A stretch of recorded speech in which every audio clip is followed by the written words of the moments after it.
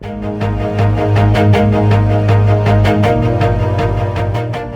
contenti perché è andata oltre le aspettative anche in termini non solo di qualità degli eventi, che eravamo certi, ma anche di pubblico e di come è stata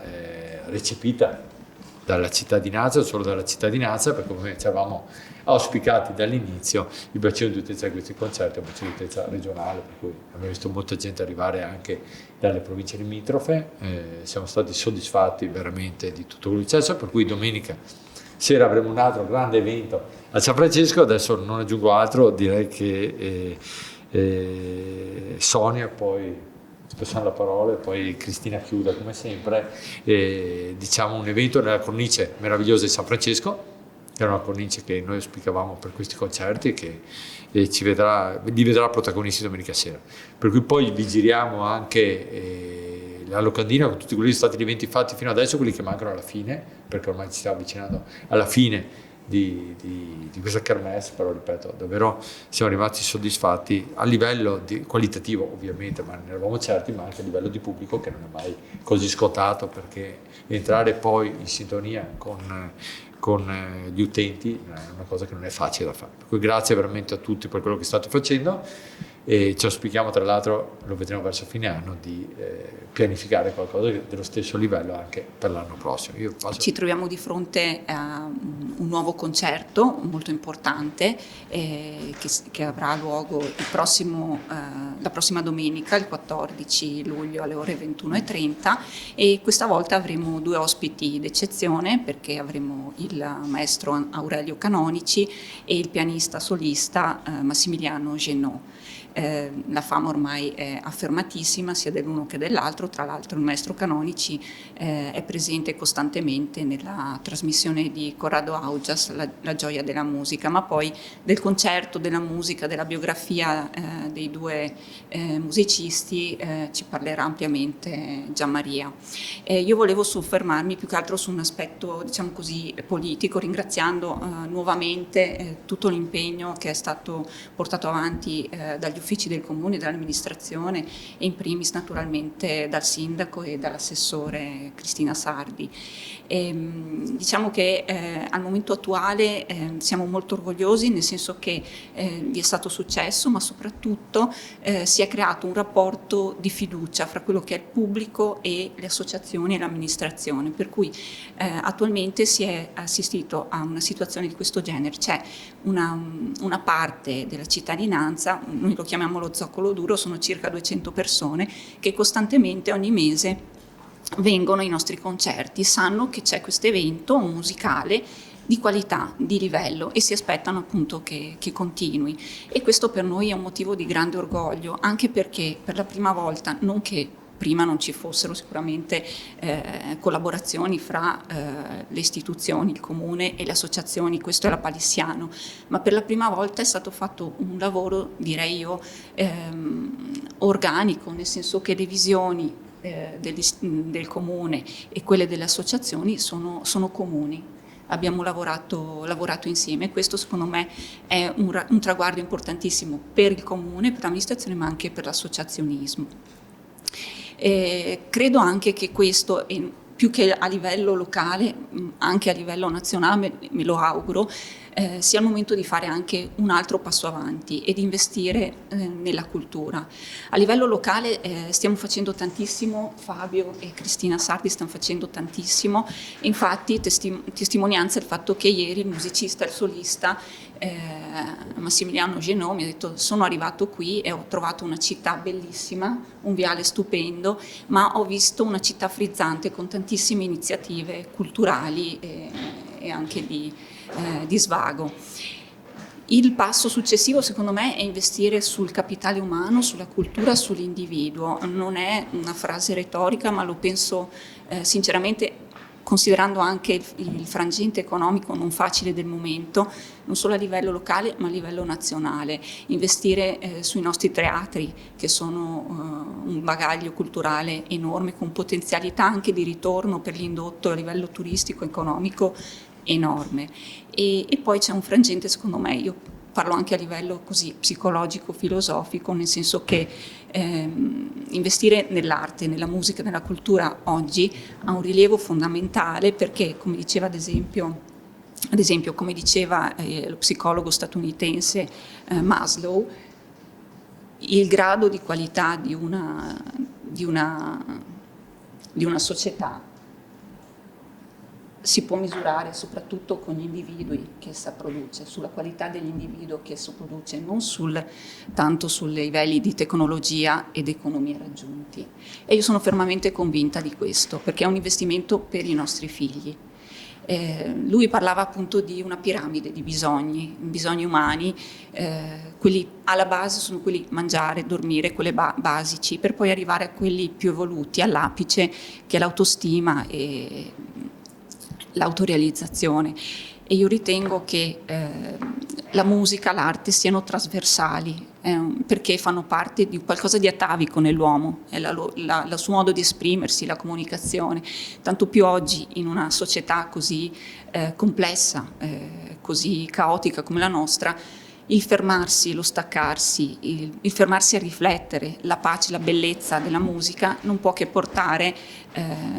un arricchimento interiore, a conoscere magari più se stessi e a superare anche momenti di crisi. L'anno scorso la cultura musicale è stato il primo indotto a livello italiano,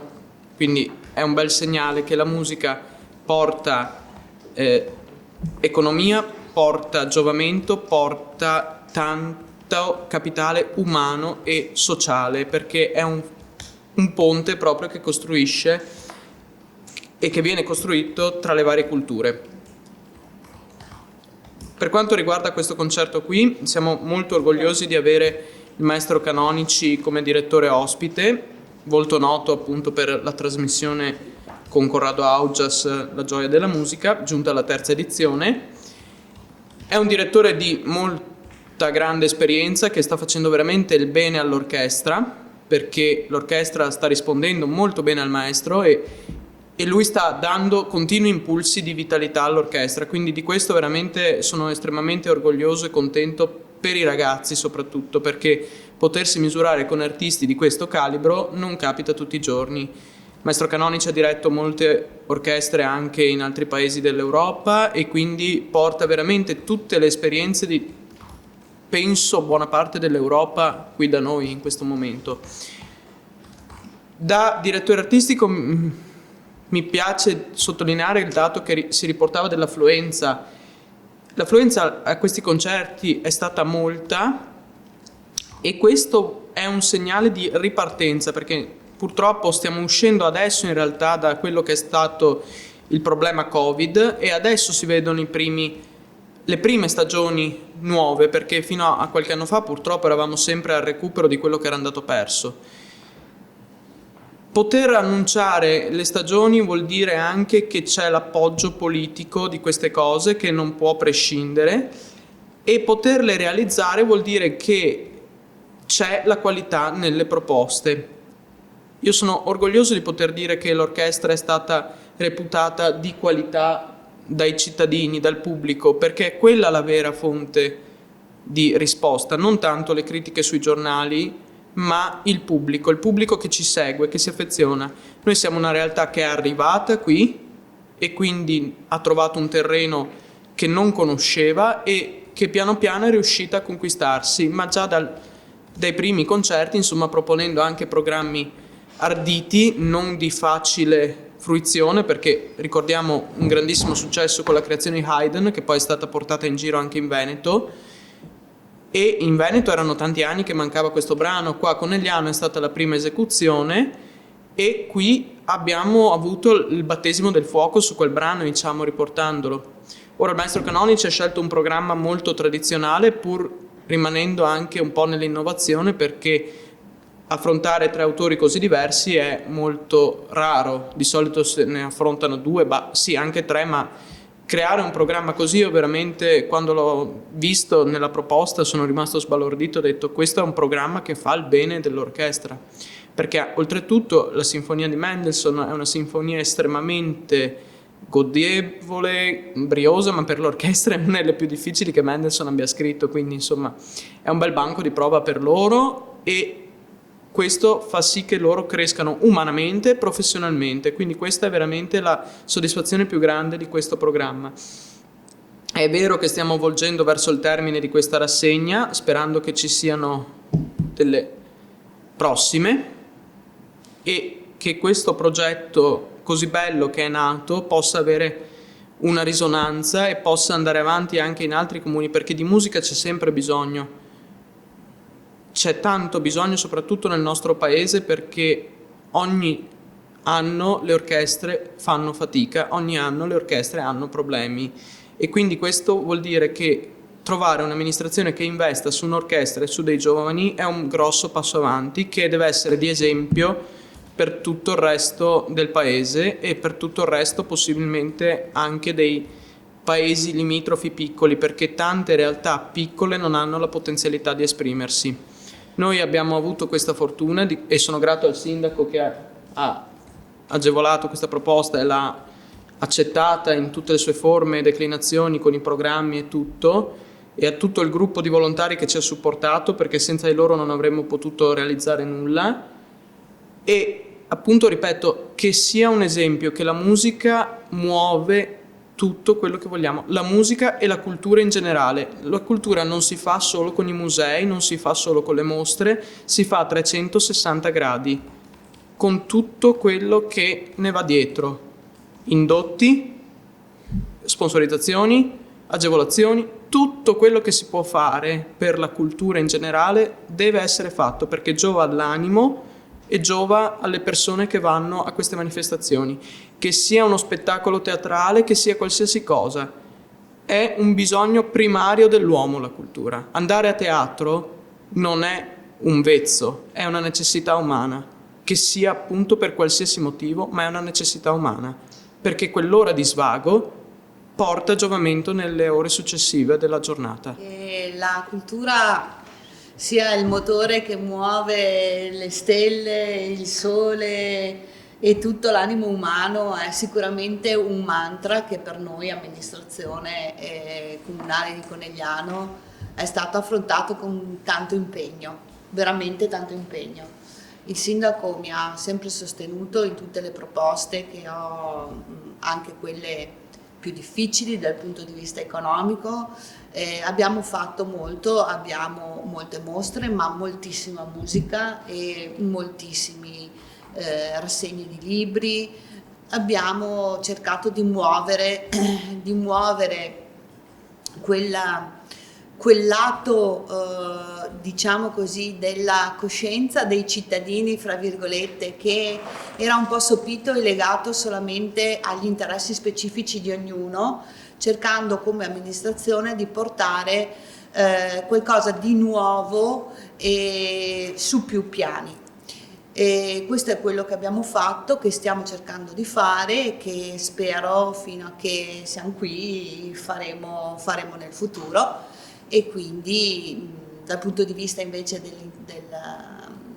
Festival della Musica, dei giovani in musica, l'ho sostenuto da subito, perché la musica sinfonica e i programmi che sono stati presentati sicuramente non sono di facile realizzazione per i comuni, chiamiamoli anche piccoli come il comune di Conegliano. Si sa che sono, come si può dire, patrimonio di teatri più importanti, di città che abbiano magari un'orchestra stabile o qualcosa di questo genere, ma nei comuni più piccoli è più difficile, e quindi abbiamo cercato di portare questo tipo di musica a tutti. Avete avuto un buon riscontro, dico avete perché sicuramente noi ci mettiamo l'impegno dell'organizzazione, ma chi suona e chi dirige non siamo noi sicuramente, e ci auguriamo di andare avanti bene per il futuro.